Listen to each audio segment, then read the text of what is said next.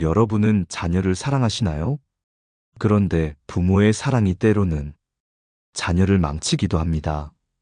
이 말이 처음엔 잔인하게 들릴지 모릅니다. 하지만 세상을 오래 살아본 사람들은 이 말을 이해합니다. 사랑이 깊을수록, 그 사랑이 지나칠수록 아이의 마음은 약해지고 삶은 어긋나기 때문입니다. 정약용은 말했습니다. 부모의 사랑은 불과 같아야 하니 따뜻하되 타게 하지 말라. 그는 자식을 진심으로 아꼈던 사람입니다. 하지만 그는 사랑이 항상 진실해야 하는 것은 아니라고 했습니다. 부모가 자식을 위해서라면 때로는 감춰야 하고 때로는 속여야 하며 심지어 침묵해야 한다고 했습니다. 사람들은 이렇게 말합니다. 나는 자식에게 숨기는 게 없다. 난 모든 걸 솔직하게 말한다. 그러나 정약용은 그 솔직함을 부모의 허영이라 불렀습니다. 그는 이렇게 썼습니다. 부모의 솔직함은 자식의 불안을 낳고 부모의 절제가 자식의 믿음을 낳는다. 요즘 세상은 부모도 자식에게 약해졌습니다. 내가 너 때문에 얼마나 힘든 줄 아니? 솔직히 말하면 엄마도 살기 버겁다. 이런 말은 진심이지만 아이의 마음에는 의지할 곳이 없다는 불안을 심습니다. 부모가 감정의 짐을 나누는 순간 자식은 어른이 되어버립니다. 그 부담이 아이의 평생을 짓누릅니다. 정약용의 시대에도 부모의 사랑은 늘 갈등이었습니다. 그는 벼슬길에 오르며 어린 자식들을 남겨두고 떠나야 했습니다. 아이들이 울며 매달릴 때 그는 마음이 찢어졌지만 끝내 웃으며 떠났습니다. 그는 그날의 심정을 이렇게 남겼습니다. 부모가 눈물을 보이면 자식은 마음을 잃는다. 사랑을 감춘 그 침묵이 오히려 자식을 단단하게 만들었습니다. 오늘 우리는 정약용의 그 지혜를 다시 배워야 합니다. 사랑한다면 말하지 말아야 할 것이 있고 진심이라도 감춰야 할 때가 있습니다. 그 감춤은 거짓이 아니라 아이를 위한 훈육의 언어입니다. 한 어머니의 이야기가 있습니다. 남편의 사업이 실패하고 집안이 흔들리던 시절 그녀는 매일 웃으며 아이에게 말했습니다. 오늘 저녁엔 엄마가 제일 좋아하는 반찬이야. 그러나 냉장고에는 김치 한 통뿐이었습니다. 아이는 자라서 어른이 된 후에야 그 웃음이 눈물 위에 있었다는 걸 알았습니다. 그때 그 어머니의 속임수가 그 아이의 인생을 지탱했습니다. 정약용은 말했습니다. 진실은 때로 독이 되나 숨김은 약이 된다. 사랑에는 지혜가 필요합니다. 솔직함보다 더 큰 미덕은 절제, 표현보다 더 깊은 진심은 침묵입니다. 오늘 우리는 정약용의 철학을 따라 부모가 자식을 위해 감추고 속여야 하는 5가지 진실을 이야기하려 합니다. 이것은 거짓의 기술이 아니라 사랑의 지혜입니다. 진짜 어른의 사랑은 자식을 위한 거짓을 감당할 줄 아는 용기이기 때문입니다. 이제 첫 번째 이야기로 들어가겠습니다. 부모가 가장 먼저 감춰야 할 것은 자신의 불안과 두려움입니다. 그 불안이 드러나는 순간 자식의 마음은 흔들리기 시작합니다. 정약용의 가르침 속에서 그 이유를 하나씩 살펴보겠습니다. 한 아이가 있었습니다. 그는 늘 어머니의 얼굴빛을 살폈습니다. 밥상 위에 반찬이 2개면 오늘은 아빠 일이 잘 된 거구나. 반찬이 하나뿐이면 오늘은 힘든 날이구나. 그렇게 자라면서 아이는 세상보다 부모의 눈치를 먼저 배웠습니다. 결국 그 아이는 커서 늘 불안한 어른이 되었습니다. 자기 감정보다 타인의 기분을 먼저 살피는 사람, 그게 바로 부모의 불안을 보고 자란 아이의 모습이었습니다. 정약용은 이런 부모의 태도를 무의식의 가르침이라 불렀습니다. 부모가 아무 말 안 해도 그 표정과 한숨이 아이의 교과서가 됩니다. 그래서 그는 말했습니다. 부모의 근심은 입보다 얼굴에 먼저 배어나오니 그것이 자식을 괴롭게 한다.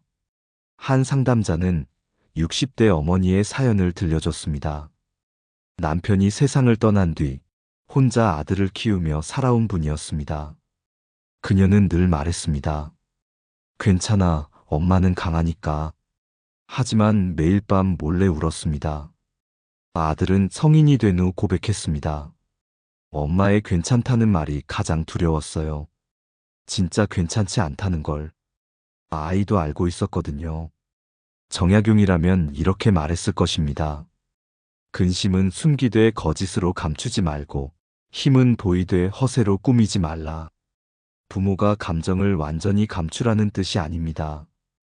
단지 아이에게 그 감정을 짊어지게 하지 말라는 것입니다. 부모가 불안을 드러내면 아이의 세상도 불안해지고 부모가 의연하면 아이의 마음도 안정됩니다. 이와 반대로 부모의 침착함이 자식을 살린 이야기들도 많습니다. 한 중학생 딸이 있었습니다. 학교 폭력을 당하고 있었지만 부모에게 차마 말을 하지 못했습니다. 어느 날 그 사실을 알게 된 어머니는 그날 밤 딸의 방에 조용히 들어가 말없이 등을 토닥여주며 이렇게 속삭였습니다. 넌 엄마보다 강하단다. 그날 이후 아이는 다시 학교에 나가기 시작했습니다. 이 어머니는 이후에도 자신의 불안한 마음을 아이 앞에서 단 한 번도 보이지 않았습니다. 그 믿음이 아이를 다시 일으켜 세웠습니다. 정약용은 말했다. 부모의 마음이 흔들리면 자식의 기둥이 흔들린다. 그는 사랑을 감정으로만 보지 않았습니다. 사랑은 곧 태도이며 그 태도 속에서 자식은 세상을 배운다고 했습니다. 오늘날 많은 부모들이 아이에게 친구 같은 부모가 되려 합니다. 물론 소통은 중요합니다. 하지만 정약용의 시선은 다릅니다. 그는 친구보다 한 단계 위에 품격을 지닌 존재가 부모의 역할이라고 했습니다. 그가 말한 부모는 같이 울어주는 사람보다 조용히 등을 떠미는 사람이었습니다. 그래서 그는 이런 말을 남겼습니다. 자식을 사랑하되 자식이 너를 의지하게 하지 말라. 너는 그가 딛고 설 땅이 되어야 한다. 즉, 부모의 불안은 아이의 발목을 잡지만 부모의 평정은 아이의 바람이 됩니다. 결국 부모가 감춰야 할 첫 번째 진실은 이것입니다. 나는 괜찮다는 거짓이 아니라 너는 괜찮을 것이다라는 믿음입니다. 아이에게 보여줘야 할 것은 부모의 불안이 아니라 방향과 평정입니다. 정약용은 말했습니다. 바람은 나무를 흔들지만 뿌리는 바람을 탓하지 않는다. 부모는 그 뿌리의 역할을 해야 한다는 뜻입니다. 여러분, 혹시 오늘도 아이 앞에서 한숨을 쉬셨나요? 그 한숨이 아이에겐 세상의 무게로 들릴지도 모릅니다. 그럴 때는 이렇게 속으로 되뇌어 보세요. 나는 지금 아이에게 세상을 가르치고 있다. 그 마음으로 한숨을 삼키면 그 순간이 바로 교육이 됩니다. 이제 두 번째 진실로 넘어가겠습니다. 정약용은 이렇게 말했습니다. 자식에게는 언제나 평등을 말하되 사실은 구별을 두어야 한다. 이 말은 부모가 자식에게 공평해야 한다는 상식을 깨뜨리는 듯하지만 그 안에는 놀라운 통찰이 숨어 있습니다. 이제 그 두 번째 진실, 부모가 자식을 사랑할수록 차이를 감춰야 하는 이유를 다음에서 이어가겠습니다. 정약용은 세 아들을 두었습니다. 그 중에서도 둘째 아들 정학유는 총명하고 문학적 재능이 뛰어났습니다. 하지만 정약용은 그 사실을 아들 앞에서 단 한 번도 드러내지 않았습니다. 그는 편지에서 이렇게 썼습니다. 자식은 한 그루의 나무와 같으니 한쪽만 물을 더 주면 다른 나무의 잎이 먼저 마른다. 그는 마음속으로는 이미 누가 더 약한지, 누가 더 강한지를 알고 있었습니다. 그러나 그 차이를 입 밖으로 내는 순간 자식들은 사랑의 저울을 느낄 것임을 알았던 겁니다. 정약용에게 부모의 사랑이란 공평함이 아니라 균형의 기술이었습니다. 한 가정의 이야기를 들어볼까요? 세 자녀를 둔 어머니가 있었습니다. 첫째는 공부를 잘하고 둘째는 다정하지만 느릿하고 셋째는 예민하고 말이 많았습니다. 어머니는 항상 나는 너희 셋을 똑같이 사랑한다고 말했습니다. 하지만 아이들은 알고 있었습니다. 그 말 속의 온도 차이를. 첫째는 성취로 사랑받으려 했고, 둘째는 눈치를 보며 배려했고, 셋째는 끊임없이 불안했습니다. 결국 셋 다 사랑받고 있으면서도 누구 하나 행복하지 않았습니다. 이것이 평등을 말하지만 차이를 감추지 못한 사랑의 결과였습니다. 정약용은 말했습니다. 사랑은 수평이 아니라 상황이다. 자식마다 처한 환경과 성정이 다르니 사랑의 표현은 같을 수 없지만 그 느낌만큼은 같아야 한다는 뜻이었습니다. 그렇다면 왜 부모는 사랑의 차이를 드러내지 말아야 할까요? 그 이유는 비교의 씨앗이 바로 그 순간 뿌려지기 때문입니다. 형제자매 사이의 갈등, 평생 이어지는 경쟁의식의 뿌리는 대부분 부모의 무심한 한마디에서 시작됩니다. 누나는 그렇게 안 했는데, 형은 참 잘한다. 이런 말 한마디가 평생의 감정의 벽을 만들기도 합니다. 정약용은 이런 상황을 정확히 꿰뚫었습니다. 그는 자식에게 공정을 가르치되 비교를 심지 말라고 했습니다. 그가 남긴 구절 중 이런 말이 있습니다. 비교는 사랑의 균형을 무너뜨리는 독이다. 노년이 된 부모의 입장에서 이 교훈은 더 절실합니다. 나이가 들수록 부모는 약해지고 자식들은 각자의 인생으로 흩어집니다. 그때 작은 유산 이야기, 한쪽 자식에게 더 마음이 간다는 표현 하나가 형제의 관계를 돌이킬 수 없게 만들기도 합니다. 실제로 상담소를 찾는 중년 자녀들 중 절반 이상이 부모의 편애로 인한 상처를 이야기합니다. 정약용은 이런 문제를 예언하듯 말했습니다. 사랑의 편향은 집안의 균형을 깨뜨리고 공정의 부족은 자식의 원망을 낳는다. 그래서 그는 부모가 나이가 들수록 감정의 표정을 관리해야 한다고 했습니다. 자식이 3명이라면 3명 모두에게 눈빛의 깊이를 다르게 하지 말고 말 한마디에도 무게를 고르게 두라고 말했습니다. 한 노모의 이야기가 있습니다. 80세 생신날 세 자녀가 모두 찾아왔습니다. 첫째는 해외에서, 둘째는 지방에서, 셋째는 매일 곁을 지키던 자식이었습니다. 노모는 그날 조용히 말했습니다. 나는 세상 떠나면 유산을 고르게 나누겠다. 셋째는 놀라며 말했습니다. 제가 늘 곁을 지켰잖아요. 그건 너무 불공평해요. 그러자 어머니는 미소 지으며 대답했습니다. 공평은 마음의 평화를 위해 있는 거란다. 세상에 완벽한 공평은 없다. 하지만 불공평하다는 생각이 드는 순간 가족은 흩어진단다. 그녀의 말은 정약용의 지혜와 닮아 있었습니다. 사랑의 진짜 균형은 액수나 시간이 아니라 존중받는 느낌에서 오는 법입니다. 결국 부모가 감춰야 할 두 번째 진실은 이것입니다. 사랑의 차이는 있어도 그 차이를 느끼게 해서는 안 된다. 자식은 사랑을 받은 양보다 사랑받는다고 믿는 마음으로 자랍니다. 부모의 입장에서는 공평을 말하지만 아이의 입장에서는 감정의 무게가 다릅니다. 그 간극을 메우는 것이 바로 부모의 지혜입니다. 정약용은 마지막으로 이렇게 남겼습니다. 사람의 마음은 저울보다 가볍고 그 저울은 늘 기울어 있다. 그러니 부모는 한쪽의 저울추를 감춰야 한다. 여러분, 혹시 자녀 중 누구에게 더 마음이 가나요? 그건 죄가 아닙니다. 단지 그 마음을 드러내지 않는 용기, 그것이 부모의 품격입니다. 이제 세 번째 진실로 넘어가겠습니다. 정약용은 이렇게 말했습니다. 가르침은 하루에 그치고 본보기는 평생을 남긴다. 부모가 자식을 위해 감춰야 할 세 번째 진실은 바로 자신의 후회와 과거입니다. 그 이유를 다음 흐름에서 이어가겠습니다. 정약용은 일생을 통해 수많은 실패를 겪은 사람이었습니다. 벼슬길에서 좌절하고 유배지에서 고립되고 사랑하는 아내와 자식을 떠나보내야 했던 사람. 그의 삶은 후회의 연속이었습니다. 그럼에도 그는 자식들에게 자신의 실패를 토로하지 않았습니다. 오히려 그 경험을 지혜의 연료로 삼았습니다. 그는 아들에게 보낸 편지에서 이렇게 썼습니다. 아비의 지난 과오를 너희에게 전하지 않노라. 그것이 너희의 발목을 잡을까 두렵기 때문이다. 이 짧은 문장은 부모가 자신의 과거를 자식에게 보여주는 방식을 완전히 바꿔놓습니다.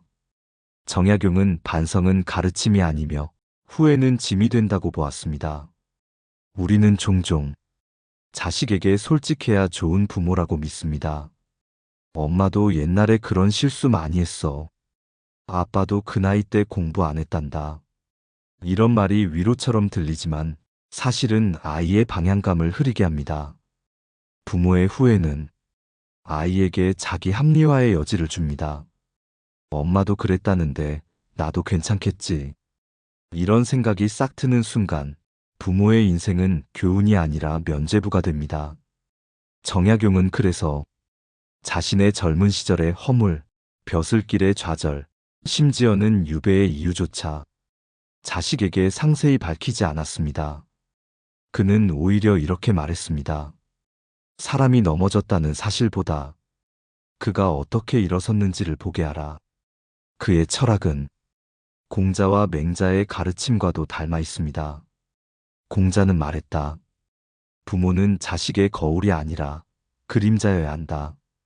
거울은 있는 그대로 비추지만 그림자는 형태만 남깁니다. 그림자가 아름다운 이유는 상처와 흠을 다 감추기 때문입니다. 공자는 부모가 자신의 잘못을 고백하며 나도 그랬다는 식으로 위로하려 하지 말고 침묵 속에서 단단한 모범이 되라고 가르쳤습니다. 심리학자 에리히 프롬도 비슷한 말을 남겼습니다. 진짜 사랑은 죄책감이 아니라 책임감에서 나온다. 부모가 자신의 실수를 미화하거나 후회로 감정적인 동정을 구할 때 그것은 사랑이 아니라 자기 위안이 된다고 했습니다.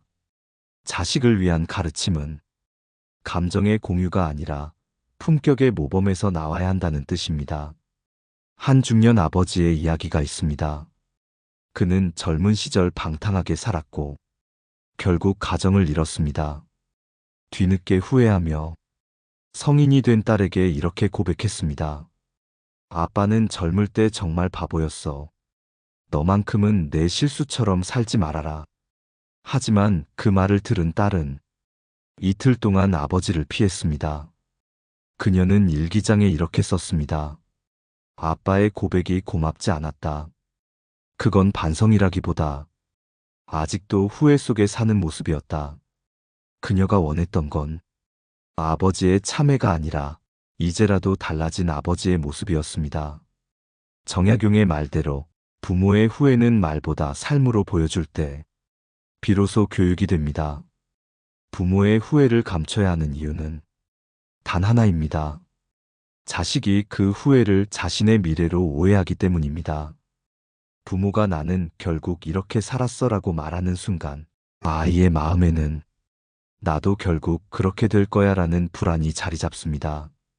그러나 부모가 과거를 담담히 숨기고 현재의 품격으로 살아간다면 자식은 나도 저렇게 살고 싶다는 희망을 배웁니다. 정약용은 이런 글을 남겼습니다. 가르침은 입으로 하는 것이 아니고 삶으로 하는 것이다. 자식은 부모의 말보다 부모의 표정을 먼저 배운다. 그가 말한 표정은 단순한 얼굴이 아니라 삶의 태도와 품격이었습니다. 결국 부모가 감춰야 할 세 번째 진실은 자신의 후회와 과거입니다. 그것을 감춘다는 건 거짓이 아니라 자식에게 미래를 보여주는 방식입니다. 정약용은 유배의 스승이라 불릴 만큼 삶의 굴곡을 겪었지만 그의 자식들은 그를 위대한 학자로 기억했습니다. 왜냐하면 그는 과거를 말하지 않고 미래를 보여주었기 때문입니다. 여러분, 혹시 오늘도 아이에게 엄마도 그런 실수했어라고 말하고 계신가요? 그 말을 잠시 삼켜보세요. 그 대신 아이 앞에서 조용히 행동으로 보여주세요. 그 침묵 속에서 정약용이 말한 참된 교육의 품격이 자랍니다. 이제 네 번째 진실로 넘어가겠습니다. 정약용은 이렇게 말했습니다. 사람의 도움을 바라지 말고 스스로를 믿게 하라. 부모가 자식을 위해 감춰야 할 네 번째 진실은 세상은 언제나 공평하지 않다는 사실입니다.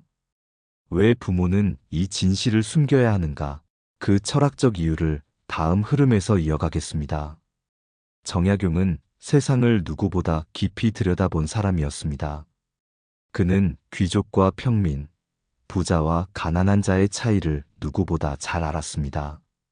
하지만 그는 자식에게 단 한 번도 세상은 원래 불공평하다고 말하지 않았습니다. 오히려 이렇게 가르쳤습니다. 공평하지 않은 세상일수록 공정한 마음을 지닌 자가 복을 얻는다. 그에게 세상은 고난의 무대였지만 그 무대에서 어떻게 서 있느냐가 사람의 품격을 결정한다고 믿었습니다. 그래서 그는 자식에게 냉소 대신 책임을 가르쳤습니다. 오늘날 많은 부모들이 이렇게 말합니다. 세상은 네 편이 아니야. 열심히 해도 안 되는 게 세상이야. 이 말들은 진심에서 나온 조언이지만 아이에게는 세상을 두려워하라는 경고처럼 들립니다. 그 한마디가 자식의 의지를 꺾고 세상을 미리 포기하게 만듭니다. 정약용은 이런 태도를 경계했습니다. 그는 유배지에서 제자들에게 이렇게 썼습니다. 세상을 미워하는 이는 이미 세상에게 진 자다. 부모가 세상에 대한 원망을 감추지 못하면 그 그림자가 자식의 마음에 드리워집니다. 결국 자식은 세상보다 사람을 더 두려워하는 어른이 됩니다. 한 상담소에서 들은 이야기입니다. 젊은 남성이 상담가에게 이렇게 말했습니다. 저는 늘 세상이 무섭습니다.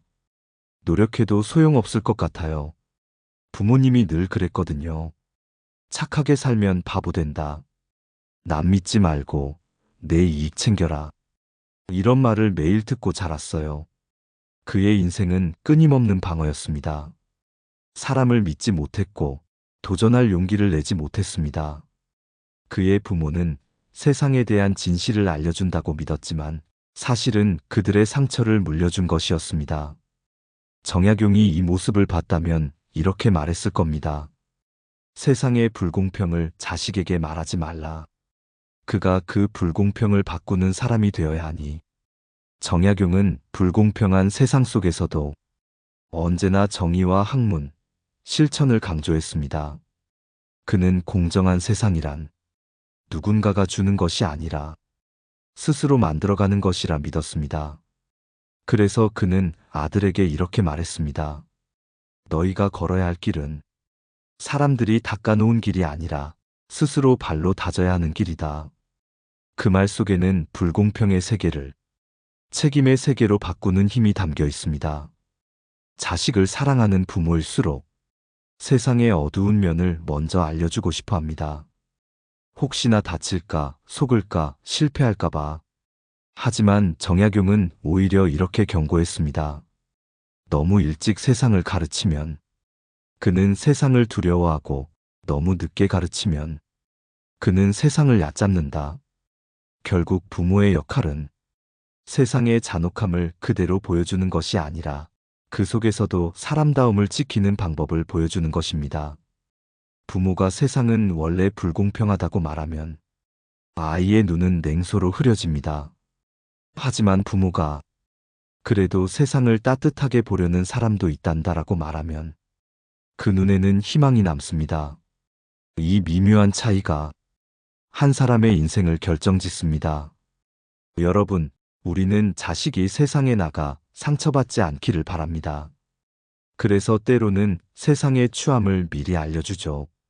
하지만 아이에게 가장 큰 힘을 주는 것은 진실한 경고가 아니라 희망의 시선입니다. 정약용은 말했습니다. 하늘은 한쪽으로 기울지 않는다. 그러니 사람의 마음도 기울지 말라. 부모가 세상을 믿는 눈빛을 보여줄 때 그 믿음은 아이의 근육이 됩니다. 결국 부모가 감춰야 할 네 번째 진실은 이것입니다. 세상이 불공평하다는 사실. 그 불공평을 인정하되 그 위에 공평을 세우는 법을 알려주는 것. 그것이 부모의 역할입니다. 정약용은 세상에 대한 원망을 학문으로 승화시켰습니다. 우리도 자식에게 두려움이 아니라 의지를 물려줘야 합니다. 여러분, 혹시 아이 앞에서 요즘 세상은 썩었다고 말한 적 있나요? 그 말이 아이에게는 세상은 나를 받아주지 않을 거야 라는 신호가 될 수도 있습니다. 오늘부터는 이렇게 바꿔보세요. 세상이 완벽하지 않지만 너는 그 안에서 충분히 빛날 수 있어. 그 한마디가 자식의 인생을 지탱하는 버팀목이 됩니다. 이제 5번째 진실로 넘어가겠습니다. 정약용은 이렇게 남겼습니다. 사람은 자신이 가진 것을 모두 보여줄 때, 그때부터 빼앗기기 시작한다. 부모가 자식을 위해 마지막으로 감춰야 할 진실은 사랑의 전부를 다 보여주지 말라는 것입니다. 정약용은 세상에서 가장 큰 고통을 이렇게 정의했습니다. 사람을 사랑하되 그 사랑이 그를 망치는 것. 부모의 사랑은 본능이지만 그 본능이 지혜로 다듬어지지 않으면 그 사랑은 오히려 자식의 성장을 막습니다. 그는 아들에게 남긴 편지에서 이렇게 썼습니다. 사랑을 모두 주면 그가 나를 떠날 이유가 없게 되지만 그는 세상을 이길 힘을 잃는다. 정약용은 부모의 사랑을 등불에 비유했습니다. 너무 가까이 두면 불에 대고 너무 멀리 두면 어둠에 갇히기 때문입니다. 그는 진짜 부모란 따뜻하게 비추되 스스로 걷게 하는 사람이라고 했습니다. 한 노모의 사연이 있습니다. 아들은 40대 중반이 되었지만 늘 어머니의 결정에 의존했습니다. 직장, 결혼, 돈 문제까지 모든 걸 어머니와 상의했고 결국 자신의 판단력을 잃어버렸습니다. 그는 늘 이렇게 말했습니다. 엄마가 아니면 난 아무것도 못해. 그 말을 들을 때마다 어머니의 마음은 뿌듯하면서도 서늘했습니다. 그녀는 상담에서 이렇게 고백했습니다. 그토록 아꼈는데 아들이 나 없이는 아무것도 못하게 되었어요. 내가 키운 건 자식이 아니라 의존이었어요. 정약용은 이런 사랑을 맹목의 정이라 불렀습니다. 그는 말했습니다. 사랑은 줄로 묶는 것이 아니라 길을 내어주는 것이다. 즉, 부모가 자식을 사랑할수록 그 사랑은 자유의 형태를 가져야 한다는 뜻입니다. 사랑을 전부 보여주는 부모는 언뜻 헌신적으로 보이지만 사실은 존경받을 여지를 잃습니다. 아이들은 부모의 희생을 고마워하면서도 무의식적으로 나는 빚지고 있다는 죄책감을 품게 됩니다. 그 죄책감은 시간이 지나면 거리감과 냉담으로 바뀝니다. 그래서 정약용은 부모가 사랑을 전부 보여주지 말고 조금의 여백을 남겨야 한다고 했습니다. 그 여백은 사랑의 냉정이 아니라 사랑의 품격입니다. 아이에게 모든 걸 다 해주는 대신 스스로 해낼 기회를 남겨주는 것. 그게 부모의 침묵 속 사랑입니다. 정약용은 유배 시절 멀리 있는 자식들에게 편지를 보낼 때 한 번도 보고 싶다는 말을 쓰지 않았습니다. 그 대신 이렇게 썼습니다. 네가 오늘도 학문에 정진했다면 그것이 나의 평안이다. 그는 그리움을 감췄습니다. 사랑의 감정을 절제하는 대신 책임과 도리를 강조했습니다. 그 침묵이 오히려 더 깊은 사랑이었습니다. 오늘날의 부모는 표현하는 사랑을 중요하게 여깁니다. 하지만 정약용의 철학은 다릅니다. 표현은 순간을 감동시키고 절제는 인생을 지탱시킨다. 그의 사랑은 뜨거움보다 단단함에 가까웠습니다. 그리고 그 단단함이 자식에게 평생의 버팀목이 되었습니다. 한 철학자는 이렇게 말했습니다. 사랑의 완성은 이별의 준비다. 부모의 역할은 끝내 자식이 자신 없이도 살아가게 만드는 일입니다. 그래서 사랑의 전부를 다 보여주는 것은 사실상 이별을 준비하지 않는 것입니다. 사랑의 여백은 자식이 세상으로 걸어나가는 출구입니다. 여러분, 혹시 자식이 부모의 모든 희생을 의무로 여기고 있다면 그건 사랑이 아니라 의존의 굴레가 된 겁니다. 진짜 사랑은 너는 이제 나 없어도 괜찮다라고 말할 수 있을 때 완성됩니다. 정약용은 이렇게 말했습니다. 사랑은 채워주는 것이 아니라 남겨두는 것이다. 그 남겨둠이 자식의 성숙을 키우고 부모의 존엄을 지킵니다. 결국 부모가 감춰야 할 다섯 번째 진실은 이것입니다. 사랑의 전부를 보여주지 말라. 그 여백 속에서 자식은 세상을 배우고 부모는 품격을 얻습니다. 사랑을 절제할 줄 아는 사람만이 끝까지 존경받습니다. 여러분, 사랑은 보여주는 만큼이 아니라 견디는 만큼 깊어집니다. 정약용의 말처럼 사람의 돈은 절제에 있다. 이 절제가야말로 가장 큰 사랑의 형태입니다. 정약용은 평생을 통해 인간의 마음을 관찰한 사람이었습니다. 그는 사랑을 말하면서도 그 사랑이 가진 위험까지 꿰뚫어 본 사람이었습니다. 그의 가르침은 단순히 자식에게 잘하라는 조언이 아니라 사랑의 깊이를 스스로 다스리라는 인생의 철학이었습니다. 그가 남긴 5가지 진실을 다시 돌아보면 이렇습니다. 첫째, 부모는 자신의 불안과 두려움을 감춰야 한다. 그 불안이 아이에게 전해지는 순간 그의 마음은 세상 앞에서 흔들리기 시작한다. 부모의 평정이 자식의 뿌리가 된다. 둘째, 부모는 자식에 대한 사랑의 차이를 감춰야 한다. 사랑의 무게가 다르다는 사실을 드러내는 순간 형제의 마음엔 균열이 생긴다. 진정한 사랑은 공평함이 아니라 누구에게나 존중받는 균형감이다. 셋째, 부모는 자신의 후회와 과거를 감춰야 한다. 후회는 교훈이 아니라 짐이 되고 과거의 상처는 아이의 내일을 가린다. 아이에게 보여줘야 할 것은 반성이 아니라 지금의 품격이다. 넷째, 부모는 세상의 불공평한 진실을 감춰야 한다. 세상이 불공정하다는 말을 너무 일찍 배우면 자식은 세상을 두려워한다. 부모의 역할은 세상을 미워하지 않고 그 안에서 길을 찾는 법을 보여주는 것이다. 다섯째, 부모는 사랑의 전부를 다 보여주지 말아야 한다. 모든 걸 주면 자식은 감사보다 의존을 배우고 사랑의 여백을 남겨야 그 아이가 혼자 설 수 있다. 사랑의 절제가 곧 존중이다. 정약용은 이 5가지를 통해 감춘다는 것의 참된 의미를 가르쳤습니다. 그에게 감춘다는 것은 거짓이 아니라 지혜의 선택이었습니다. 그는 이렇게 남겼습니다. 사람의 마음을 모두 내보이는 이는 어리석고 때를 알아 감추는 이는 현명하다. 부모의 사랑도 마찬가지입니다. 감정이 아니라 태도로 남을 때 그 사랑은 오래갑니다. 우리는 흔히 솔직한 부모가 좋은 부모라고 생각합니다. 하지만 정약용은 말합니다. 진심을 드러내는 것보다 진심을 다스리는 것이 더 어렵고 더 고귀하다. 그가 말한 사랑은 불타는 감정이 아니라 세월 속에서도 무너지지 않는 기둥 같은 사랑이었습니다. 한 노학자는 이런 말을 남겼습니다. 부모의 사랑은 자식이 볼 때는 하늘 같고 떠나보낼 때는 바람 같아야 한다. 하늘은 언제나 위에서 비추되 잡히지 않고 바람은 늘 곁에 있지만 소리 없이 등을 밀어준다. 그것이 바로 감추는 사랑의 모습입니다.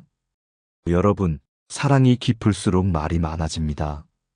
그러나 진짜 어른의 사랑은 말이 아니라 침묵으로 전달됩니다.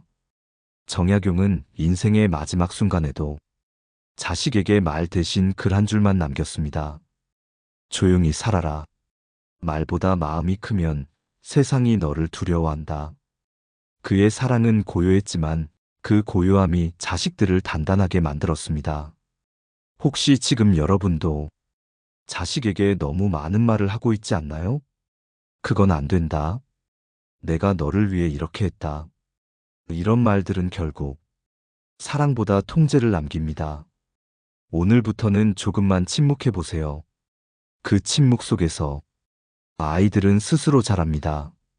그리고 그 침묵은 언젠가 자식이 어른이 되어 여러분을 떠올릴 때 존경이라는 이름으로 남습니다. 정약용의 철학은 지금 이 시대에도 유효합니다. 그의 가르침은 부모에게만 해당되지 않습니다. 모든 인간관계에서도 마찬가지입니다. 마음을 다 보여주는 사람보다 때로는 감추고 기다릴 줄 아는 사람이 오래 사랑받고 오래 기억됩니다. 사랑의 절제, 그것이 인간의 품격입니다. 정약용의 말처럼 사람의 돈은 절제에 있고 사랑의 돈은 감춤에 있다. 여러분, 오늘 이야기가 마음에 닿으셨다면 댓글로 여러분의 생각을 남겨주세요. 누구에게나 감춰야 할 진심이 있습니다. 그 진심을 지혜롭게 다스릴 줄 아는 사람이 끝내 평안한 사람이 됩니다. 지금까지 함께 해주셔서 감사합니다. 좋아요와 구독은 큰 힘이 됩니다. 내 삶을 바꾸는 지혜였습니다.